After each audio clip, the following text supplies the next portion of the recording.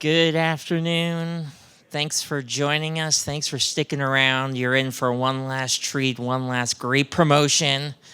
I'm excited for this session with Allitix and Bic, talking about what they've been doing around trade promotion planning, around pricing and supply chain best practices. So much to learn to really wrap our day up. Please help me welcome this great group of speakers. Thank you. So as we get started, we'll just go through some quick introductions so we can get a feel of who we are. So I'm Drew Dalzell. I'm a director here at Allitix. With me is my colleague Russell. Let him go into a little detail about himself. But Allitix is one of Anaplan's partners, focused on all the use cases that Anaplan provides to its clients, as well as a variety of different industries. Today we're focused in the consumer industry here with Kelly. So Russell, you want to give a little intro to yourself? Yeah, thanks, Drew. My name is Russell Gummelt. I run our sales performance management practice, so any use case involving salespeople or CAMs or AEs, I'm involved in at least the sales cycle, and then with BIC and some of our larger clients, I'm involved day-to-day with the project as well. I've got 9 years of Anaplan experience and a lot of familiar faces in the crowd, so thanks for coming out. All right, I'm Kelly Rolader. A little bit about me. First and foremost, I'm a mom. I have 2 grown daughters, one who lives here in Chicago, works for Molson Coors, and one who lives in Atlanta, where I am based, who is an attorney. I have a very proud and loving husband who's my #1 cheerleader, and I'm an avid sports fan. Braves first, Appalachian State Mountaineers second, and third come the Bulldogs.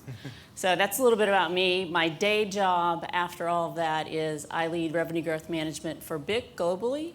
I've been here 4.5 years, and prior to that, 20 years with the Coca-Cola Company.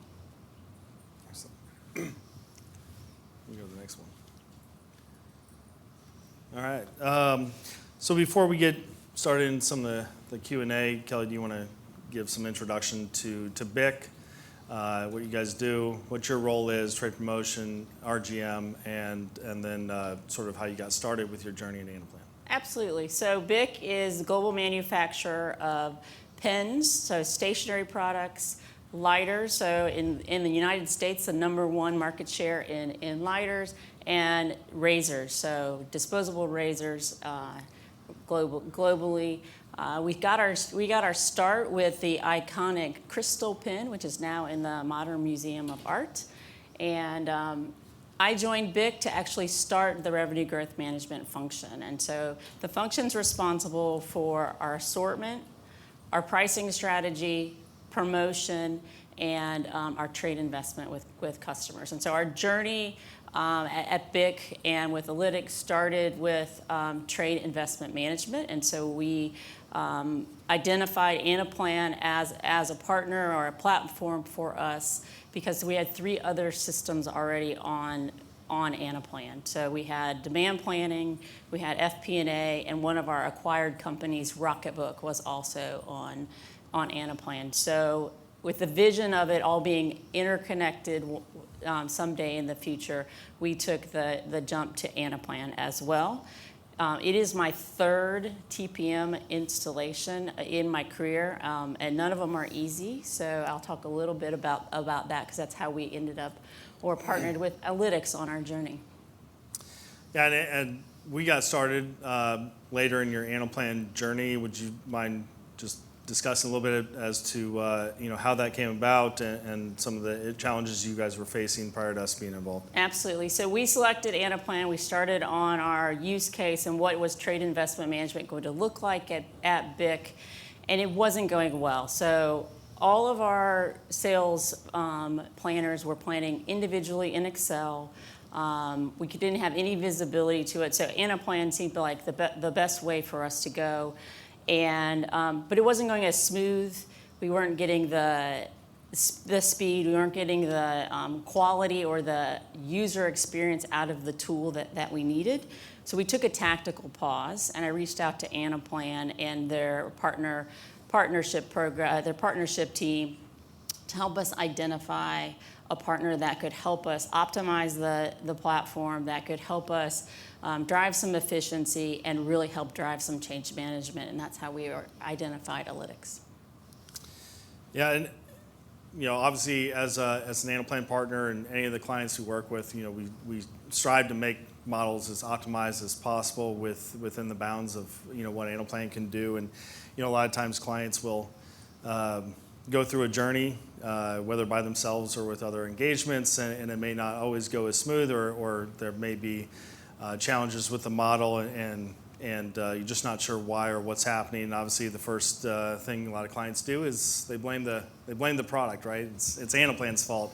But as Allitix, we often are brought in to help optimize models. And Russ, do you want to kind of expand a little bit on why Kelly and team chose us and the model optimizer? Yeah, thanks, Drew. With Allitix, we offer what we call our model advisor services, and basically, it's an Anaplan model that consumes the blueprint of other Anaplan models, and we have about 28 checks that it goes through and points out best practices. Particularly with BIC and a lot of kind of retail CPG customers, we're at a weekly grain, and with Anaplan, you could make huge SKU dimensions by customers by week, but obviously, the model's not going to perform well. You're going to run out of space unless you have Polaris and really have issues. So we approach these models very tactically and go through and, hey, can we concatenate these lists together to make them smaller where you only have the SKUs that you sell into certain customers, and really taking an approach of how can we build this model, not just for this year, but sustainably, right? We're coming up with BIC on their year-over-year rollover now, and last year was our first year to do the rollover, and there was a lot of build that we had to explain to Kelly and team of, hey, we have to build this so that it can be expanded for this year and then beyond. And there's a lot of considerations you have to take into account to be able to grow a model like that and save the size and be able to add on as we go with features and functions. So with that, Kelly, we want to expand on sort of the lessons learned and success that's come out of what you're now able to do, and some of the ways that you have expanded within RGM. Yeah, so from the model advisor, one of the things we were able to do is really optimize the platform that we're on. It allowed us to expand from the United States to Canada. So that was a big plus for us. For our whole North America revenue is under one platform, and all of our trade is under one platform. So no more Excel. All the salespeople are in one tool. Change management was really important in the process. So Allitix helped us on that journey. We had the salespeople actually in with us building the user stories and making sure that they were adopting as we went along the way. The other thing that I would tell you is that we learned along the way was the flexibility of Anaplan. We weren't taking advantage of it because we were trying to fit within the rigid structure of the big IT systems and rules and regulations and all that you have to fit within. That Anaplan not necessarily, we weren't taking advantage of the flexibility of Anaplan because of the rigid process we had to follow at BIC. So I partnered with our CIO to help him understand the flexibility we could take advantage of, and they actually put in a new process for our Anaplan system so that we could leverage the flexibility of Anaplan and marry up still using the ServiceNow and the ticketing system that we have at BIC for users, but not have to go through the waterfall process, but have a more agile process. I'd be interested in just polling the audience real quick. How many of you out there that are current clients have had to deal with IT constraints and processes as your, yeah. Maybe how many haven't?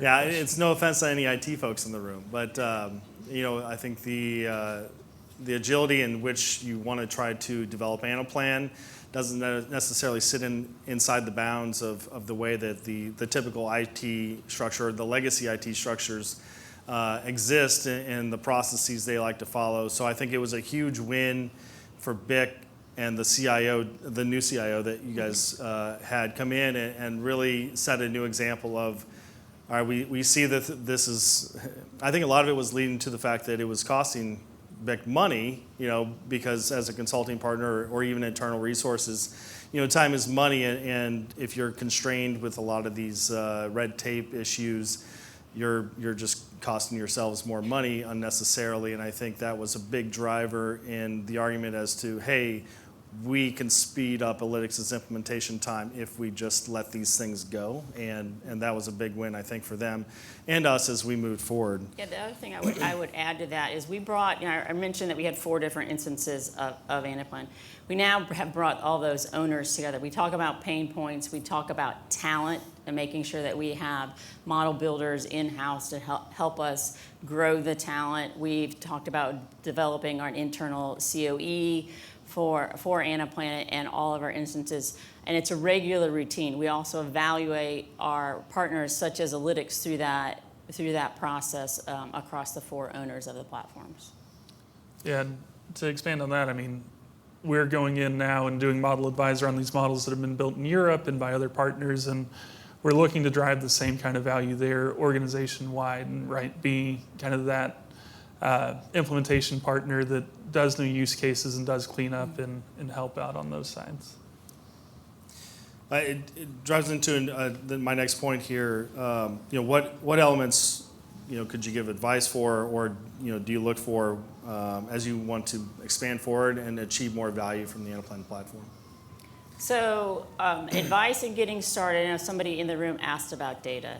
I would tell you, crap in, crap out. So make sure you get your data right first. So I think it's really important, and it's also really important to, if you're doing a trade investment system like I have, to teach your salespeople the guidelines of what the data going in and you're planning for, and so they can understand the data that comes out and how you're going to evaluate that. We've transitioned from using Excel for our reviews with our sales teams to using Anaplan and our dashboards with our sales team. And so if they've put bad data in there, their metrics and their KPIs are not going to look right, and that's a reflection on them and their planning team. So data is critically important. The second I would tell you is change management. We started with trade investment because it is one of the largest line items in our P&L after people and cost of goods. We would like to take it to the other RGM functions, so price modeling, our assortment, and our promotion planning. We are using another system to actually help us test promotions and learn whether or not we can, what promotion's working well for us in what promotional time frame, and bringing that data into Anaplan would help us make even the trade investment program that much stronger. Could you just expand a little bit on the benefits? And I know we're still sort of in progress with some of the development here as we go forward. But what are some of the ROI that you might have realized, and some of the benefits you've received thus far? Absolutely. So before we could see our trade dollars and our investment at a total level, the salesperson could see it, what they were spending, and they could probably manipulate that before they went into their regular meeting with their FP&A person or their finance person. We couldn't see that on a regular basis. We can now see promotions by SKU at a weekly basis or at a planning level basis. And we can also allocate based on whether or not the promotion's doing well and reinvest with that customer where we couldn't do that before because we only had the 10,000 foot view. We now have a very granular view by product line, by customer, and it allows us to be more efficient with our dollars. We've also seen, as a result, year-over-year improvement in the ROI of our investments and our promotion. So partnered with the promotion testing system that we have and our trade investment system, we've really been able to improve our promotional effectiveness with customers. On that note, we touched on pricing. I know we're getting ready to kick off the price exception modeling. Could you touch on sort of that integration there and how you see that impact what you guys are doing in trade promotion? So our salespeople interact with now Anaplan for all of their planning. The only piece that's outside of Anaplan is our price exception piece, and so that's in our ERP system. So in an effort to get our salespeople into only one platform, we're bringing price exception into Anaplan so that the salesperson interacts with one platform. They have one dashboard to see their information and their KPIs on. And so that's a journey that we're on now. We've done some objective setting. We've done here are some use cases. We're in the process now of moving the business forward to build user stories with Russell and team. Yeah, and price exception and Anaplan, it gives the other side, right? Because they can give the promotion dollars and then the actual pricing discounts that they give, they can see both in the same place with it coming in. So it makes a lot of sense to pull in, and we're definitely excited to move forward on that one.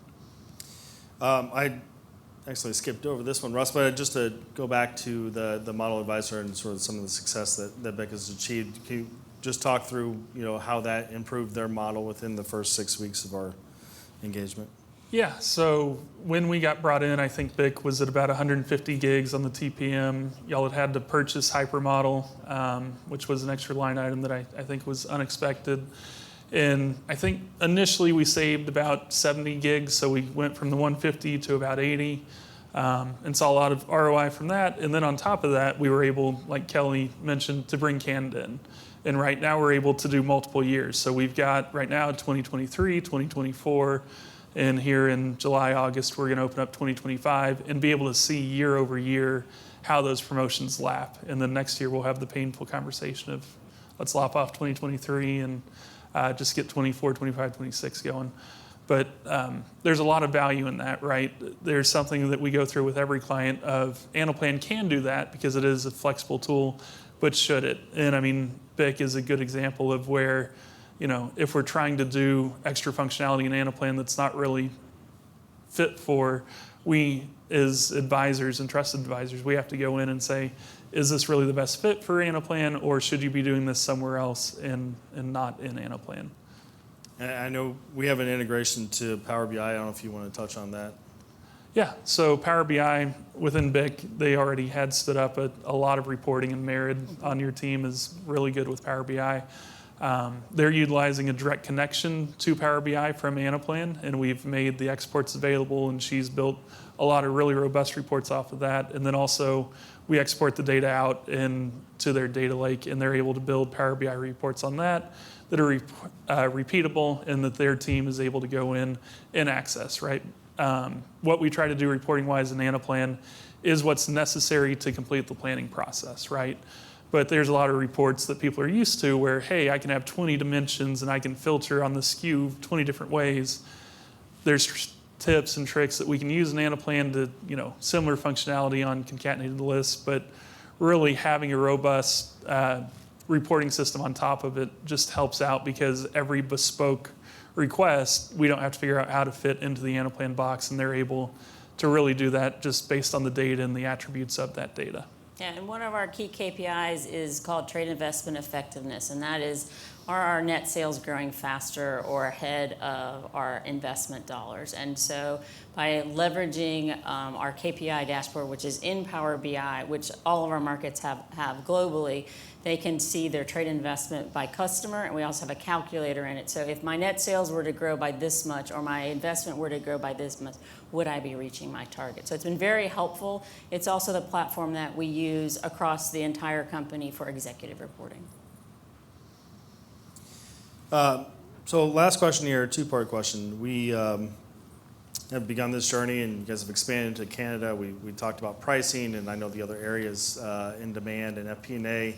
Rocketbook have Anaplan. Where do you see this journey going for you guys over the next 12 months to 24 months? And then I know recently the data science team has come under your responsibilities. How do you see that team playing a role into the future planning within just RGM? Yep, so I talked a little bit about where I'd like to see it go within the RGM space, so price modeling, assortment, and adding on to our promotion capability. In the price modeling space, would really like to bring in my new data science team and think about how scenario planning and even machine learning there. We've got the real opportunity to integrate our demand planning and improve our forecasting, so that the salespeople, when they're planning at the planning level, are using a sales forecast that makes sense to them versus a production demand planning forecast. So that's a big opportunity for us. And we are moving to one ERP system globally. We're now on 4. And so as we move to that one ERP system, integrating with our Anaplan system, and then taking what we have built in the United States and Canada to other markets would be my vision. All right, we'll open it up for any Q&A. All right, let's go right over here.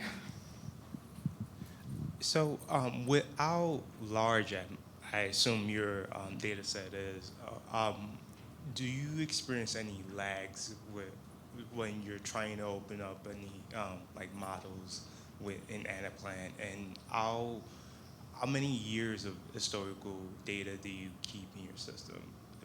Just out of curiosity. Yeah, so I mean, lag-wise, right?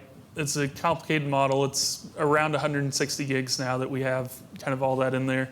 They use CloudWorks to call it every hour, right, from 7A to 7P in the US, basically to keep the model awake and so that nobody goes in there at 8 a.m. and says, I got to wait 5 minutes to go get coffee for this model open. So, I mean, that's the first strategy that we use. And then as far as data sets go, right now we've got 23, 24 year to date, and we're opening up 25. So it's a year and a half or so.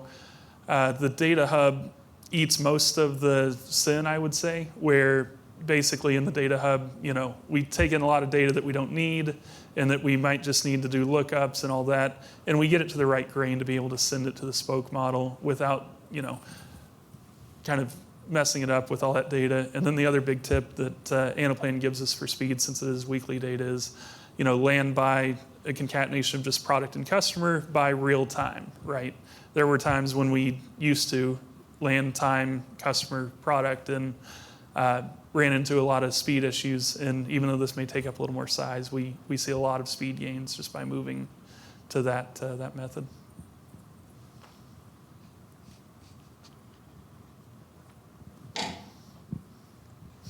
So you described some of the challenges and the space limitations and how you kind of had to alter some of the hierarchies, whether it was on the customer or the product level.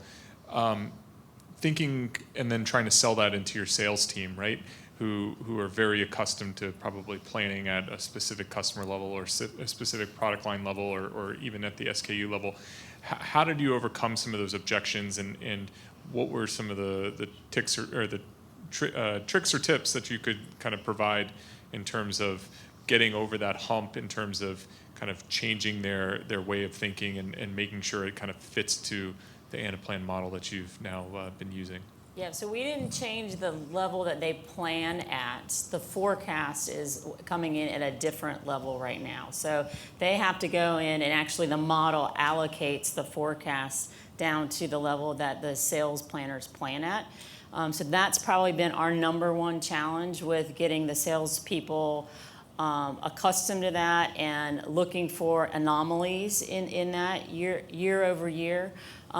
We have a great, I would tell you, training, and inside the model, like Q&A, that you can click on things to answer your questions, and then we have videos and all that kind of stuff. Our annual sales meeting, we dedicate a large portion of time to the salespeople being able to have time with our Anaplan experts to make sure that they're planning right for next year. Change management, I would tell you, is number one, and this is a third TPM system that I've done, all three on different platforms, and without a doubt, it's change management, bringing your sales team along with you. Okay, over there. So you mentioned twice now that this is your third TPM implementation. So without mentioning the other two, how does it compare from a cost standpoint, resource management? So you learn lessons time over time. The first one, I was with Coca-Cola, and they're probably on their second or third now, and they're using Anaplan now. So the first one at Coca-Cola, we brought in, and every company thinks they're better, special, and different, and we highly customize it to the point that it was not usable. And so when we brought Anaplan in, I wanted to understand what can the model do, what is standard, and what are best practices. So we've really leaned on Allitix to help us understand best practices. That's also one of the reasons why we moved away from our old partner, because we weren't getting that from them, because I was very gun shy to over customization. So that I would tell you would be number one, because you have to do the change management no matter what. So if you don't over customize it, you're still changing what the salesperson is doing in Excel. So change them to something that your Anaplan partner can use the upgrades that Anaplan pushes out to the system, and not break your tool that your sales teams are using. Does that answer your question?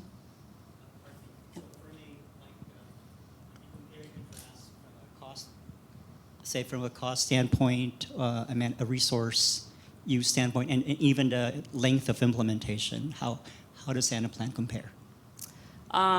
Cost, I would say we're a little bit less than the prior implementations. Speed, I would tell you, we're about the same. So, and the reason I would tell you that, if I take out some of the customization that was done in the prior to implementations, the heavy lifting, I would tell you, goes into the data and the use cases and the process. So if you get the process down first before you build the tool, you'll be 10 times more successful, other than building the tool and then hoping the process comes along with you. So we focus on data and the process that we want to implement, and then build the tool. All right, was there another question over there?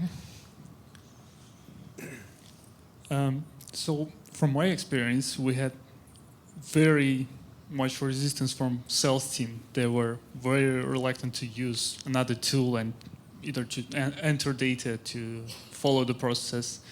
Did you feel the same resistance from your sales, and how did you overcome that resistance? Absolutely, every time, without a doubt.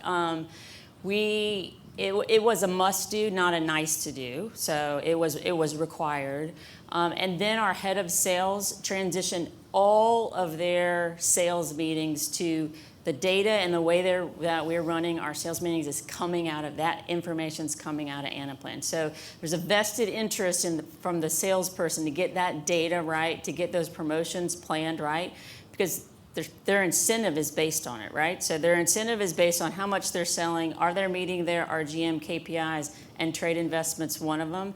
And if the data coming out of it at mid-year and end of the year is telling me that your KPI is off and your sales aren't where you forecasted them to be, then you're probably not going to get the bonus you're looking for. And I guess you have a close integration with demand planning tool? We do. We have.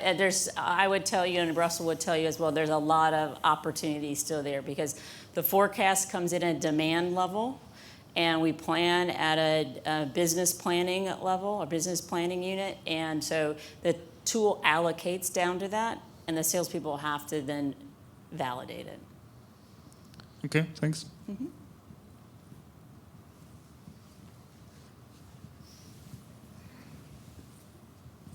You mentioned Power BI. We're a Power BI shop. So can you go a little more in detail about how, is it just reporting on top of Anaplan, or are you pulling data via Microsoft Fabric or whatever? So we built our Power BI platform for my capability before Anaplan came in-house. So all of our KPIs, all of our reporting is in Power BI, and it's advanced over the years. So the organization is accustomed to Power BI. That's what everybody's trained on. That's what everybody gets classes on. And so it was, for me, a must-have that they integrated. So we use the plugin, and you can probably talk a little bit more about that. Yep, so we've got a few views that have exports that they can use the plugin to get, and then also we output the results to their data lake, and basically they can build anything on top of that they want to. But the advantage of the plugin, right, is that it's live, and the data lake might happen nightly or weekly, but they're able to pull live data and be able to report on it every day, every hour.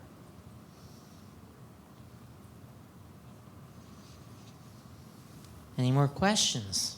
I'm actually curious, your actual sellers, right? they're working from one place, the forecast is in one place. Like, how have they approached their jobs differently with that kind of at their How fingertips? the sales organization approached their jobs differently. Well, first there was resistance, and second there was learning to understand what is the allocation and how is the system working. Forecast, they have a KPI for forecast accuracy as well. So ensuring that their demand forecast gets cleaned up and improves along the way helps with the allocation down to the sales. So they have that outside of the KPIs they have for revenue growth.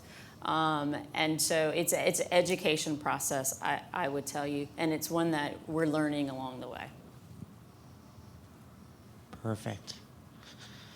Well, thanks so much for sharing your story and your journey. Absolutely. Third time around the sun. If anybody has more questions, I'm sure they'll be sticking around, and maybe you'll catch them during the happy hour just outside. Thank you so much. Thank you.